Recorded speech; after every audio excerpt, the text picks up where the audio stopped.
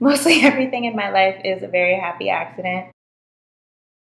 I had an idea where I wanted to go to Mexico and Central America. I really wanted to look at Afro-Mexicans and the impact of the North American Free Trade Agreement, NAFTA, and wanted to see what was going to be in store for Central Americans after CAFTA had just passed. So this was, I think, about 2, 3 years after I came back from Guatemala. And I came to an NGO that I had been working with as a consultant, just on the side. I think that's the DC culture. You always have a job and a side hustle. And I fell into that too because I was like, wait, there are Afro-Latinos in DC. Great, let's be friends. And by virtue of becoming friends, they were like, hey, why don't you work with us? You have all of this experience. So I went to them and I said, I have this project. I'm really passionate about it. I want to do it. And they were like, great, you should do that. We'll support you. So I was like, what? I'm supposed to do this by myself? What are you talking about? So I just, I knew that I couldn't go into meetings and talk to people about this just being myself. Not that I'm not enough, but I thought it would be great to create a business and to come in with an idea of a way in which we could work in the African diaspora.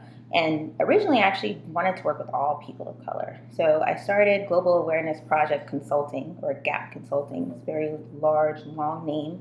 So I started that, and that's where it started to come about. So through that, I worked with a variety of groups of color in the beginning, and it wasn't until about 2 years ago where I decided that I was going to really kind of start off, scale down. It's like only do so much, and work specifically within the African diaspora and people of African descent. So as a part of that, I decided to change the name to HUE.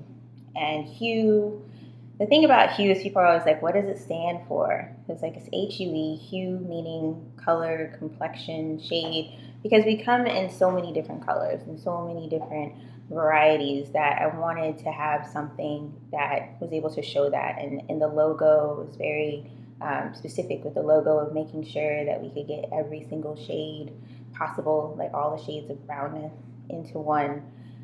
Because I think there was all this discussion that came about. There was a Dark Girls documentary that just came out, and that really created, I guess, like a firestorm within our community. But my family, my dad's side of the family, I call them the Black Rainbow. Everybody is a different shade. It's amazing. So I always grew up with this concept of like, yeah, we may look different, we come in different forms, our hair, different textures, we have different features, but we should celebrate all of that. I think that's all encompasses what it means to be of African descent. So I wanted that to be reflected in the logo and the mission of the organization, and really just being able to expand the globe in terms of understanding what Blackness is and having it not be dominated by one single narrative.